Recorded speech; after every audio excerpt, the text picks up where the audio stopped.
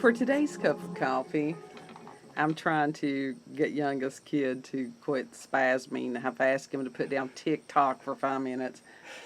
Yeah, So- and I'm just mocking that. He's gone into the the Batman meme, dance meme thing. It wasn't Yeah. Batman. It was a Shuggaroon, but that stupid. You want to go ahead and I don't know. you're I not don't. going to do that? No, We've had an earworm all day for that for whatever reason. wasn't my fault. I don't know what triggered that, but anyhow, for was today, her. well, probably for today, we're going to be talking about nosophobia because I had to get one that I could pronounce. I actually have. There was like Half of them four- she can't. Well, some of them are really difficult because my Latin is very limited. So I was looking to see, I think there were like 3 or 4 pages that I printed out of just phobias. And the She printed out a whole damn book, basically. American Psychological Association's website failed me A whole damn book. on definitions because nosophobia is a real thing. So I've got it from WebMD, and there's also another resource that's very good. WebMD. What? WebMD. What's wrong with WebMD? It's not a good credible source. That's what a lot of people use to self-diagnose their shit. Yes, but you can also go to Very Well Mind, which is where I got the other list of phobias. Okay. WebMD, I have honestly seen physicians and stuff like that Google WebMD. I'm not joking. What? For real. They're supposed to be professionals. They don't have to have WebMD. Never assume that someone, because they've got letters behind their name, knows what they're talking about. They obviously cheated their way through through college. I was in there with some of those people that were doing that. Yeah, that's why you got out of it. That's why I learned the stuff myself. Yeah. But anyhow, according to WebMD, nosophobia is an illness, anxiety disorder, in an uncontrollable and persistent fear of having a serious medical condition. This disease was once also known as hypochondrosis and has been now changed. Everybody's heard of hypochondriacs. So if you have this condition, you're easily worried about any changes in your body.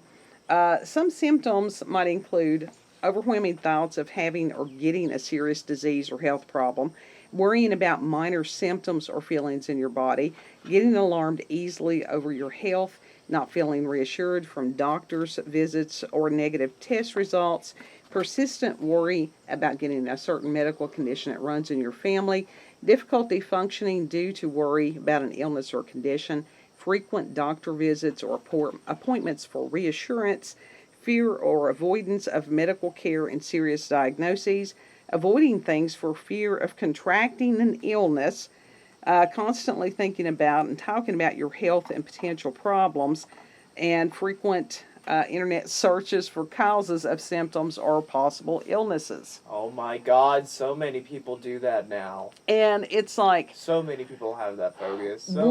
yeah, and one has to wonder as far as the basis of phobias, and we understand it's traumatic.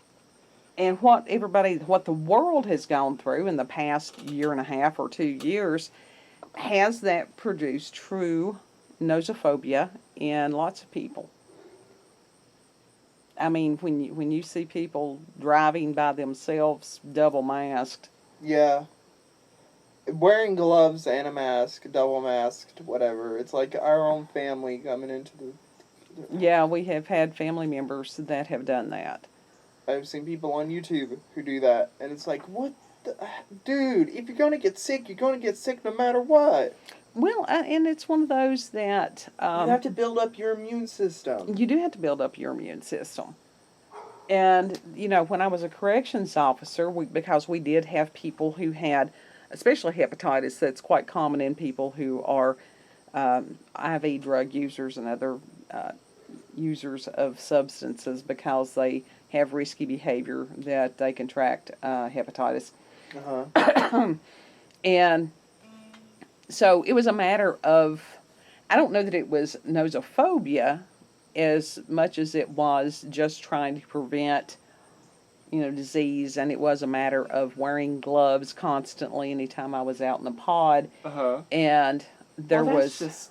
that's just good safety standards. It was. Things. But it's one of those that when you have to wear gloves and things like that on a consistent basis, it does things to your hands. Yeah, I mean, And- you're trapping filth that your body is trying to excrete to get rid of. Right. Well, it's just the sweat and the salt and everything like that. And so, I had cracks Mm-hmm. around my fingernails, and had to go to a dermatologist. And she's like, "Oh, it's a matter of overusage of hand sanitizer," which I did not, because that stuff, the hand sanitizer, it contains an ingredient that can make you sick.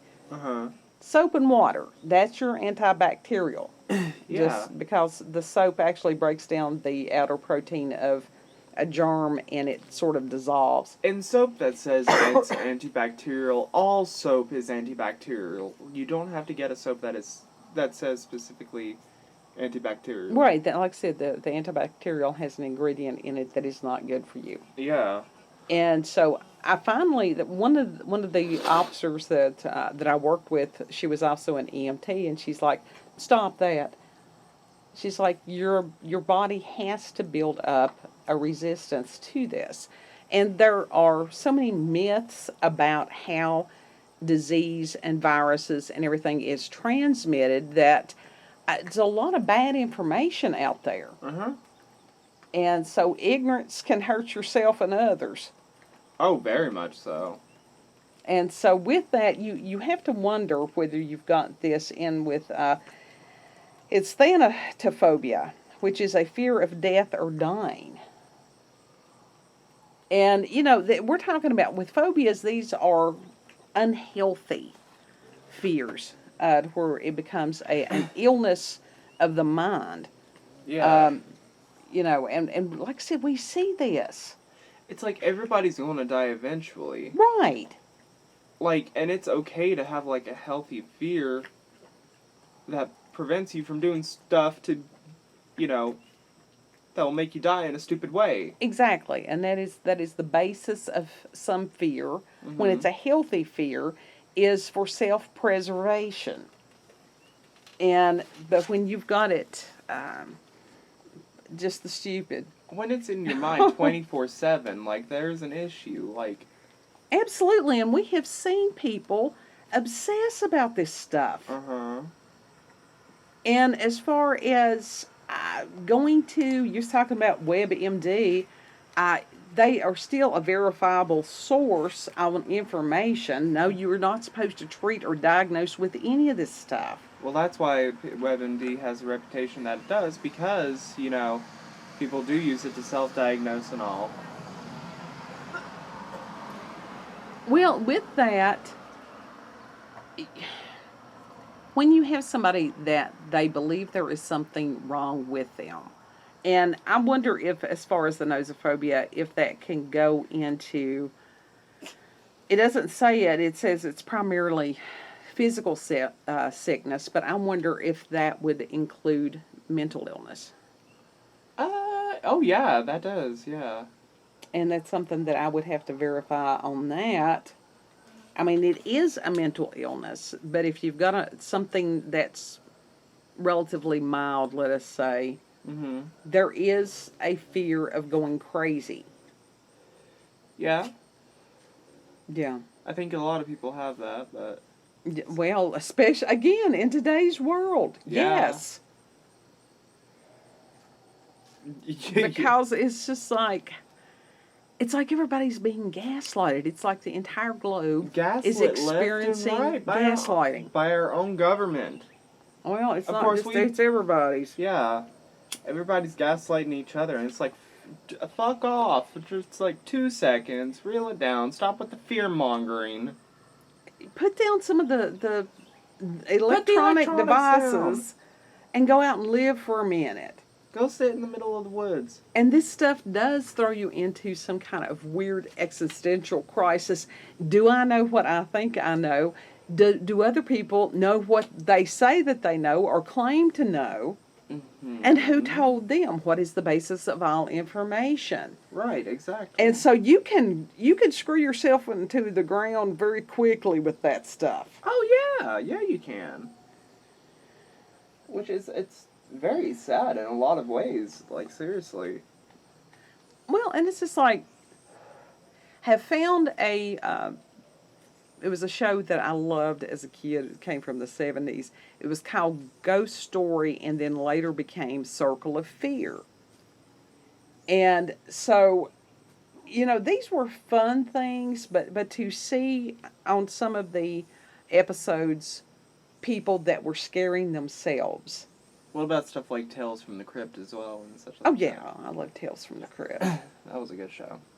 But, in the 70s and stuff like that, you had the spooky stuff, you watched the spooky stuff, you turned it off, you went outside. We were actually able to go outside and play. Yeah. You didn't lock your car. You didn't have to lock the door of your house. You didn't have to. All this stuff. Mm-hmm. You didn't have to worry about what was in your food, what had been sprayed on your food. And some of this is not an irrational fear. It is an understanding of what really is. Because we understand that GMOs are bad for us, and they do exist. Right. It's genetically modified food, which is horrible for people.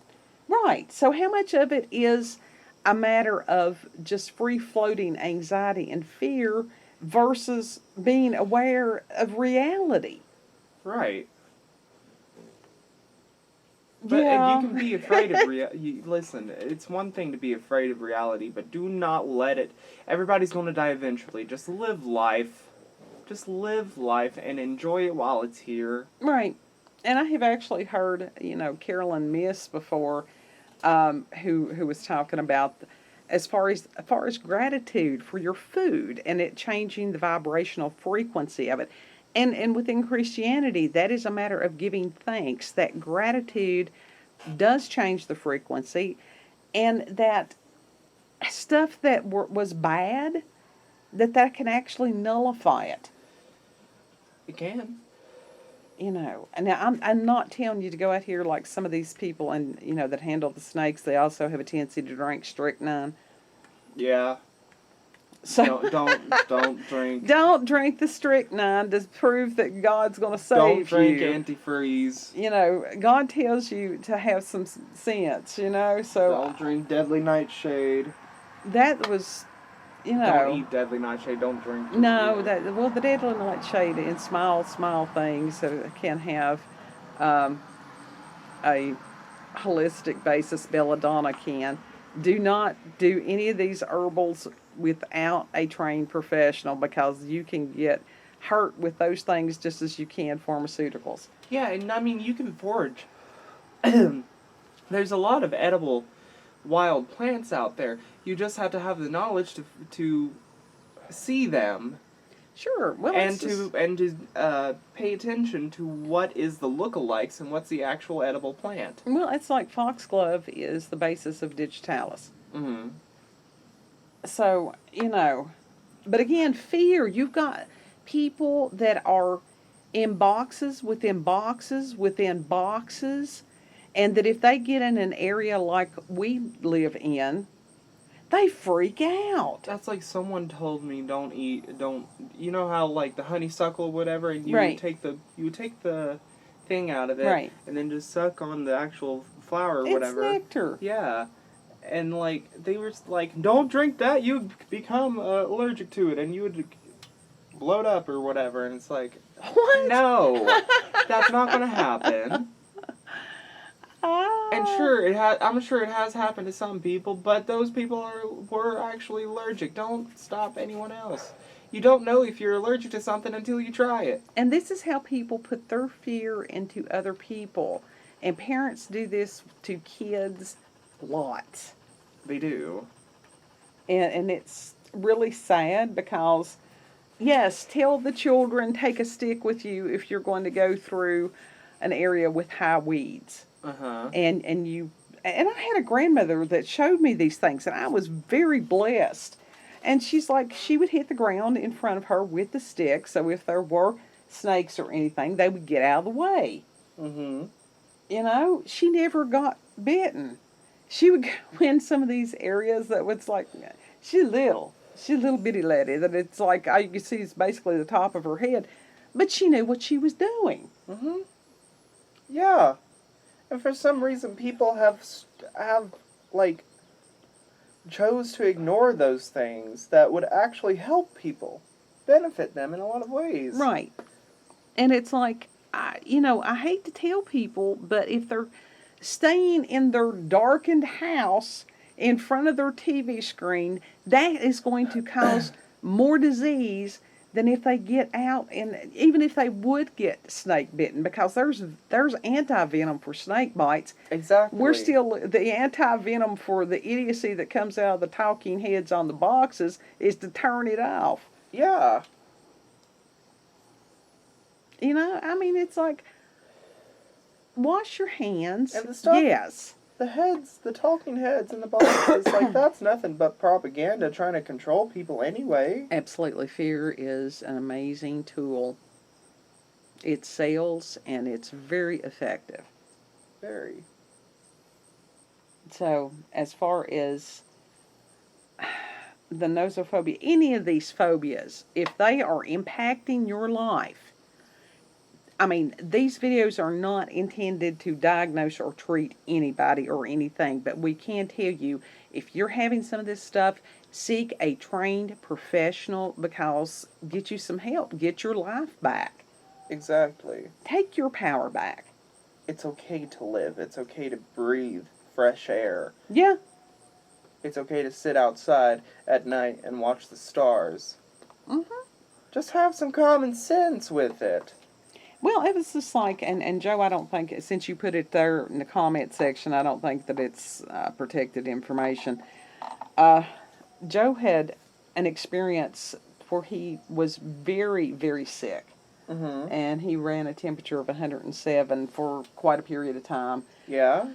And I asked him a few days ago, it's like, what happened? What did you contract? And where, and it was the hospital. He caught this stuff in a hospital. Yeah, because guess what? The hospital is one of the most dangerous places you can be in because it's nothing but sickness. Absolutely. And the way that they treat this, here it is, people, they say they clean these rooms. Do they really? You've got a closed air system. Yeah. You can't open the windows. A lot of times they keep people away from sunshine and stuff like that. Well, yeah, that's going to breed more disease. That's a petri dish right there. Exactly. It's nothing more than a live experiment. Yeah. And daycares are another thing. But those are necessary because kids being exposed to different pathogens. Now, we're not talking about horrible, horrible things, but that's how you develop an immune system. Exactly. Plus, the kids in the daycare, some daycares have playgrounds where they can go outside and play. They need that. Yeah. They need that. But as far as them coming home, and it's like, oh, they got the sniffles, or they barfed once or twice.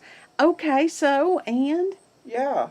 It's like, you give them some medicine, you go on. Right, and you teach them that this is how your body works.